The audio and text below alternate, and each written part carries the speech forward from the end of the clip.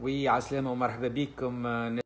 Merci à LBS de m'avoir invité aujourd'hui pour parler de la bourse et du marché financier à l'ère de la Covid. Si vous permettez, avant de commencer, on essaie de voir qu'est-ce qui s'est passé et comment les marchés financiers ont réagi. Pour cela, je vais rappeler les premiers impacts qu'on a commencé à sentir s'agissant des secteurs d'activité. Les secteurs d'activité qui ont été le plus touchés au début, c'est toute la chaîne logistique. Presque tous les moyens de transport se sont arrêtés. Le tourisme également, la restauration. Le secteur de l'automobile a été très impacté parce que les décisions de renouvellement et d'achat ont été retardées et par conséquent tout le secteur des énergies qui a été touché. Maintenant reste à savoir quels sont les impacts que va avoir tous ces chambardements sur les risques des banques et sur le secteur des assurances. Je pense que les avenirs nous permettront de savoir et de mesurer quel va être l'impact sur la situation financière. Maintenant, revenons au marché financier et aux bourses de façon générale. Pendant la première vague de la pandémie au premier trimestre, on a vu les marchés financiers qui chutaient en fonction des places de moins 25 à moins 35%.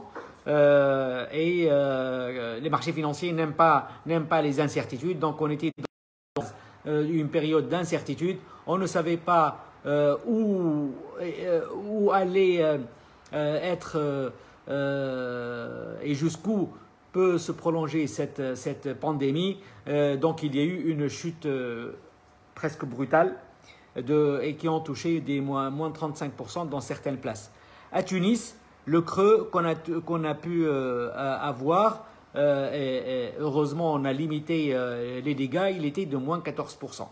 Et ce creux-là, on a pu limiter comparativement moins 35% ailleurs parce que nous avons probablement su anticiper et réduit la casse et réduit les fluctuations en agissant sur deux niveaux. Le premier niveau, on a d'abord décidé de ne pas arrêter l'activité boursière, contrairement à d'autres places qui ont dû fermer la bourse pendant quelques jours, voire quelques semaines. Nous, on n'a pas fermé une seule seconde et ça a permis aussi aux investisseurs d'interréagir, de suivre et d'avoir la possibilité toujours d'acheter ou de vendre les titres de leur portefeuille. La deuxième qu'on a prise et qui a été, à mon avis, payante, nous avons limité les fluctuations quotidiennes des titres à 3%, alors que habituellement, on peut aller jusqu'à 6% par jour. Donc, cette limitation à 30% a permis de freiner un peu l'effet moutonnier et le fait que la panique aurait pu emmener et emporter les gens vers un mouvement vendeur de masse sans que les fondamentaux et la situation des sociétés cotées ne justifient cette grosse crainte. Et ça permettait aussi, cette limitation de marge à plus ou moins 3% par jour, permettait aux investisseurs de patienter, de voir ce qui va se passer le lendemain. Donc ces mesures-là, à mon avis, ont été payantes. D'autres bourses l'ont prise un peu plus tard que nous et pour arrêter et limiter aussi les fluctuations. Et ça a commencé à donner ses fruits. Aujourd'hui, nous sommes revenus de moins 14 à moins 8%. Les places internationales sont revenues de moins 25, moins 35% à entre moins 15 et moins 20%. Donc on est toujours dans une situation meilleure que plusieurs autres places financières, même les places auxquelles nous nous comparons, soit dans la région, soit dans la région MENA, ou également des places comparables de par la taille et les volumes. Voilà ce qui s'est passé. Aujourd'hui, malheureusement, le post-Covid n'est pas encore clair. Le post-Covid, c'est toujours il y a une incertitude. On parle d'une deuxième vague. Aujourd'hui, on a vu ces méfaits un peu partout. Aujourd'hui, c'est une pandémie planétaire. Aucun marché n'est épargné et presque, je dirais que toutes les entreprises et toutes les activités ont été touchées. L'impact maintenant de la pandémie au sens large, il va être à plusieurs titres. D'abord au niveau de la croissance. La croissance mondiale, elle va être négative. En Tunisie, on parle de -7 à -1 selon les lectures et les analystes. Donc on va être très touché par la pandémie. Il va y avoir un impact sur le niveau des risques des entreprises et sur l'actionnariat, sur le salariat aussi des entreprises. Un peu partout dans le monde également, nous avons vu que les taux de chômage ont grimpé et en Tunisie, on a commencé à sentir que des entreprises sont en difficulté et peuvent être amenées à libérer du personnel, voire se mettre en chômage technique. Ça, c'est côté impact. Revenons également à la bourse de Tunis. Aujourd'hui, notre capitalisation boursière, elle est composée à un peu plus de 50% de banques et d'institutions financières. La pandémie ou l'impact de la pandémie sur cette capitalisation boursière pourrait tarder à être apprécié parce qu'il y a un impact indirect sur la qualité du portefeuille et sur la qualité du fonds de commerce des banques et des sociétés de leasing, sur la qualité des risques qui peut être également affectée. Et aujourd'hui, je pense qu'il n'est pas aisé, il n'est pas facile d'évaluer cet impact final. Donc, nous sommes dans une phase on essaie d'être attentif, on observe et on essaie de maximiser les communications financières et les informations à donner à un public d'investisseurs le plus large possible pour qu'il n'y ait pas comment dirais-je, de surprise en fait qu'on n'aura pas vu venir et pour que les investisseurs puissent apprécier à leur juste valeur le cours des titres cotés. Nous ne sommes pas du tout dans une logique aujourd'hui de revenir à une deuxième mesure de restrictive. Depuis le mois de juin, les fourchettes sont revenues à plus ou moins 6%, 6,09% par jour. Et les temps de séance, on est revenu à la normale. Aujourd'hui, rien ne plaide, rien ne nous indique de revenir à ces mesures restrictives, d'autant plus que la première phase de la pandémie a démontré notre capacité à gérer la crise, à la gérer aussi de façon en télétravail. La bourse n'a pas arrêté, comme je disais, n'a pas arrêté une seconde, mais on était presque tout le monde travaillait à l'exception de 2 personnes, mais tout le monde travaillait à distance. Et on a une capacité à gérer ce télétravail et assurer ce service-là dans n'importe quelle condition. Voilà en ce qui concerne le marché et la pandémie. Le marché boursier en Tunisie souffrait déjà de quelques petits problèmes qui n'avaient rien à voir avec la pandémie, mais que la pandémie est venue encore aggraver. D'abord, nous souffrions de l'étroitesse et de la petitesse de la taille de la bourse. Aujourd'hui, on n'a que 79 sociétés cotées. La majeure partie de ces sociétés-là, ce sont des PME. Et on n'a pas une palette de produits et de secteurs et de diversité de titres qui peut intéresser un public d'investisseurs large et surtout des investisseurs étrangers qui peuvent être attirés par cette diversité. Et aujourd'hui, pour illustrer cette étroitesse de marché, la capitalisation boursière de la bourse de Tunis, elle n'est que de 22% du PIB, alors qu'elle devrait être au moins à 50%, sans parler des plus de 100% qu'on voit dans des places développées. L'autre contrainte que nous vivons, c'est que nous avons une concentration du secteur financier et bancaire qui représente plus de la moitié de la capitalisation, et cette concentration nous éloigne de la structure de notre économie, et on a presque la moitié des secteurs qui composent notre PIB qui malheureusement ne figurent pas et ne sont pas représentés dans nos indices boursiers. Je vais citer quelques-uns. On a les télécoms, n'y est pas, le tourisme, l'agriculture, les énergies, le secteur des énergies et des mines, le tabac. Enfin, il y a plein de secteurs qui ne sont pas encore représentés. Je dis ça pour tout simplement souligner pas uniquement nos faiblesses, mais dire à quel point le marché boursier, le marché financier tunisien peut offrir des potentialités et peut contribuer davantage au financement de l'économie. Si aujourd'hui, si depuis des décennies, nous avons du mal et nous avons toujours eu du mal à ce que les financements de l'économie, le financement de l'économie par le marché financier, par la bourse, ont du mal à dépasser les 7%, les 7 à 10%,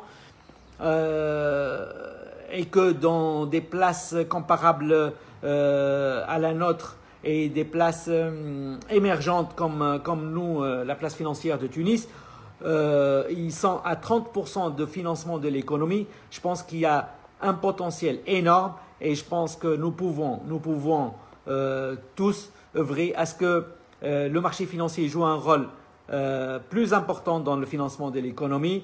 C'est une équation relativement complexe. Est-ce qu'il faut qu'on augmente la taille pour attirer les investisseurs et avoir la réglementation, ou le contraire, avoir des investisseurs pour encourager est-ce qu'on ait de grosses introductions? Je pense que l'un peut se faire avec l'autre de façon intelligente, mais en tout cas, il faut qu'on se fixe comme objectif de doubler ou tripler la contribution du marché financier dans le financement de l'économie et d'avoir une capitalisation boursière d'au moins 50% du PIB pour qu'on puisse prétendre avoir une bourse résiliente, représentative, un vrai reflet de l'économie et un excellent attrait pour une panoplie d'investisseurs la plus large possible.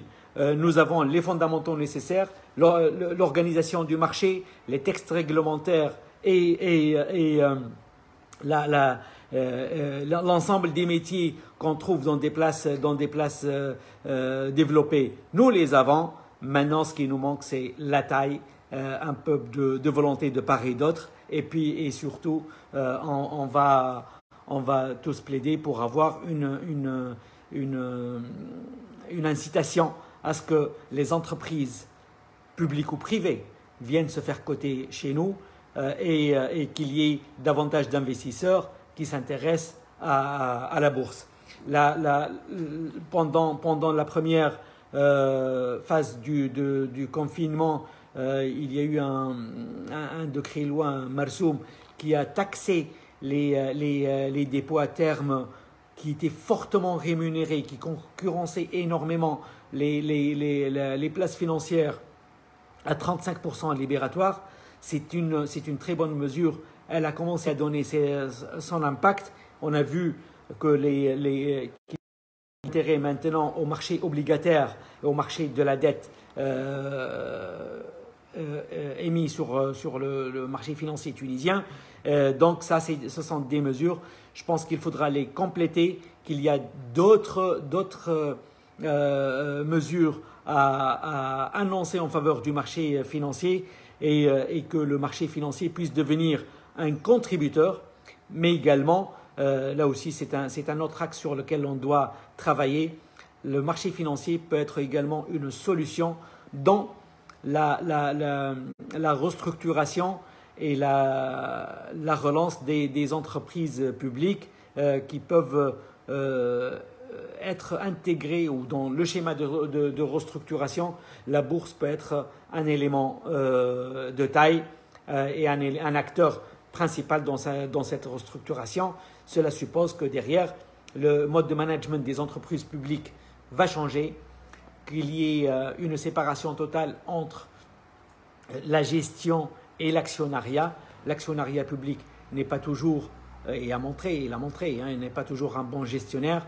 Donc il faut qu'il y ait de vrais gestionnaires, que les conseils d'administration des entreprises publiques jouent pleinement leur rôle et que les entreprises publiques deviennent des entreprises profitables et se remettent également à reconstituer l'épargne nationale qu'on connaissait, qu'on avait avant 2010 et qui peut être aussi un facteur important à l'échelle macroéconomique, mais également pour le soutien et le développement du marché financier tunisien.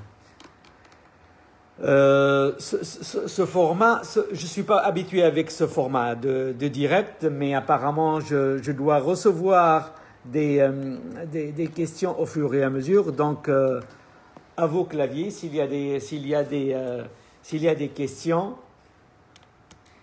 Et je vois une réaction qui est très intéressante. Oui, justement, en fait, pour les entreprises publiques, l'introduction en bourse ne veut pas dire que l'État se dégage totalement. L'introduction en bourse permet d'avoir d'abord une visibilité, une transparence de l'entreprise. Elle va mettre l'entreprise dans les mêmes conditions de divulgation d'informations, c'est-à-dire tout ce qui est indicateurs trimestriels, les états semestriels, les états financiers semestriels, les états financiers annuels.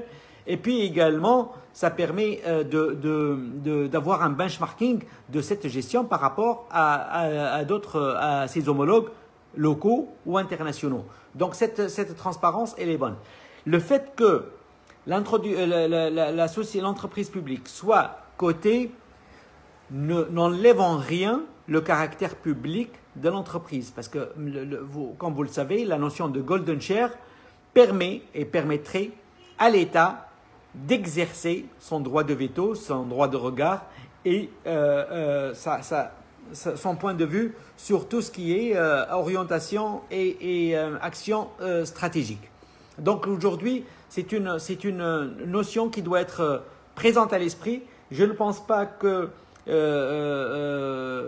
y ait quelqu'un, je pense même les partenaires sociaux, ça peut les intéresser, parce que justement cette transparence et cette meilleure gouvernance permettrait également aux partenaires sociaux d'avoir un droit de regard sur la gestion et également de s'assurer que les acquis sociaux ne sont pas bafoués et et l'expérience a montré que plusieurs opérations ont été faites et je ne pense pas que les partenaires sociaux l'ont regretté. Je vais citer les cimenteries, Magasin Général, la Banque du Sud de l'époque. Il y a plein d'opérations qui sont réellement des success stories. La Tunisie sait valoriser ses actifs, sait les embellir et en fait un bon produit pour l'État, mais surtout elle le fait dans la durée. Ça pérennise l'entreprise elle-même, elle devient un meilleur contributeur et elle est un meilleur employeur et les entreprises deviennent un meilleur sociétalement parlant, meilleur ami de l'environnement et de l'économie de façon générale. Alors j'ai une question, je vois défiler une question sur si le marché boursier est ouvert aux étrangers, si oui, un étudiant pourra-t-il acheter des actions? Alors aujourd'hui, le marché boursier, c'est un marché dinar. Donc les investisseurs étrangers ils doivent ouvrir des comptes.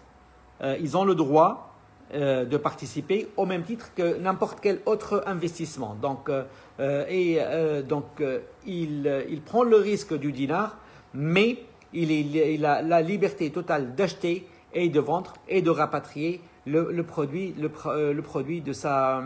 des ventes. Et également de rapatrier les dividendes. Il y a une question. Est-ce que vous pensez, monsieur, que le marché financier tunisien manque de modernisation? Franchement, je ne le pense pas. Aujourd'hui, le marché financier, le marché boursier est géré avec des plateformes et les mêmes outils qu'on trouve dans les pays développés. À titre d'exemple, la plateforme électronique que nous gérons aujourd'hui, c'est une plateforme du groupe Euronext. Euronext qui est dans 5 pays en Europe, dans la France, la Hollande, Portugal, etc. Donc il y a 5 pays qui utilisent cette même plateforme. Nous l'utilisons à Tunis. Il y a 3 autres bourses arabes qui l'utilisent. Il y a des bourses en Amérique latine qui l'utilisent. Donc, on est vraiment, on utilise la technologie la plus up-to-date. La bourse de Tunis est également certifiée ISO 27001. Donc, c'est une certification de taille qui sécurise l'information, qui sécurise les acteurs et les intervenants, aussi bien sur la confidentialité, l'intégrité et la disponibilité de l'information. Et Dieu merci, depuis des années, on n'a pas eu de couac ou d'incidents techniques là-dessus. Donc, pour répondre à la question, nous ne sommes pas sous-développés sur le côté technique et infrastructure du marché. Il y a une question sur la modernisation, c'est la partie trading haute fréquence. Les logiciels de trading haute fréquence, qui sont même contestés dans d'autres places, parce que il y a beaucoup de régulateurs internationaux qui ont démontré les méfaits de certains algorithmes de trading de haute fréquence sur la manipulation des cours de marché. Donc aujourd'hui, nous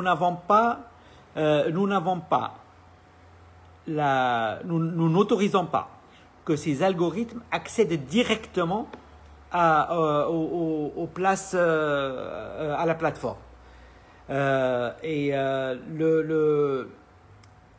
Par contre, les acteurs de marché, les brokers et les investisseurs peuvent se faire aider à leur niveau par ce type d'algorithme ou de plateforme qui les aide dans leur prise de décision. Mais pour laisser l'égalité des chances entre les investisseurs, aujourd'hui, on ne donne pas accès, et la réglementation ne le permet pas encore, accès direct à des algorithmes de haute fréquence pour les plateformes de trading. Alors, sur l'impact économique de coronavirus, est-ce qu'il va être plus ample, plus long? Est-ce que prévu, plus grave? Je pense que dans tous les cas, c'est d'abord les spécialistes de la santé qui peuvent se prononcer là-dessus. Et je ne pense pas qu'ils aient encore le moyen de savoir. Et l'impact, bien entendu, dépendra de la durée, dépendra des mesures contraignantes, dépendra de la limitation des exportations, des ouvertures de frontières, du business international, du rétablissement de la chaîne logistique. Donc ça va être, je pense que c'est une inconnue dans plusieurs pays. C'est une inconnue qui reste, qui n'est pas du tout facile à exploiter. Mais comme je disais au début, les marchés boursiers anticipent. Donc je pense que cette crainte-là, on la voit déjà dans la baisse des cours boursiers un peu partout dans le monde, parce que si la confiance n'étant pas encore rétablie, on ne sait pas quelle va être la porte de sortie et quand et à quel coût. Donc c'est pour ça qu'on voit encore des places financières qui sont à moins 20% de par le monde. Et c'est ce qui fait qu'aujourd'hui, personne n'est capable d'estimer exactement et d'apprécier l'impact sur les bourses. J'ose espérer que cette crainte est déjà consommée. Il y a une question sur le calendrier économique par semaine comme le Forex. En fait, nous avons un calendrier de toutes les activités qui concernent les sociétés cotées. Donc, on a tout ce qui est en rapport avec la distribution de dividendes, la tenue des assemblées générales, la tenue des réunions d'information financière, la tenue des conseils d'administration, tout ce qui est tous les communiqués des entreprises cotées, les indicateurs, etc. Donc c'est vrai qu'il n'est pas au sens économique ou macroéconomique du terme, mais tout ce qui concerne l'activité boursière, nous l'avons dans un calendrier qui sur le site, et le site de la bourse, il contient toutes les informations qu'une bourse doit avoir, je pense, et qui est disponible en temps réel et accessible au public. Voilà, une question sur la bourse digitale. Est-ce que la bourse digitale a été finalisée? D'abord, la bourse digitale, c'est un projet qui est en cours d'être. On est dans la phase d'étude d'opportunité, en fait. Et ce qu'on a fait, c'est les acteurs de marché, les acteurs de la place, et surtout l'écosystème des startups. Il a très favorablement accueilli cette idée. Donc maintenant, il ne s'agit pas d'avoir une énième plateforme ou quelque chose. On va essayer d'être très innovant là-dedans, innovant de par une offre qui peut-être n'existe pas. On est en train de voir également un benchmarking avec d'autres places, et on va essayer de profiter de cette bourse digitale pour revisiter le fonctionnement traditionnel de plateforme boursière, et pourquoi pas, même l'idée a été lancée, pourquoi pas la faire sur la technologie des blockchains avec du temps réel de bout en bout de l'opération. Bien, s'il n'y a pas d'autres questions, je vais peut-être clôturer. Je vous remercie. Je remercie LBS pour cette invitation, et on peut continuer à échanger à distance. Donc, merci beaucoup et à très très bientôt. Au revoir.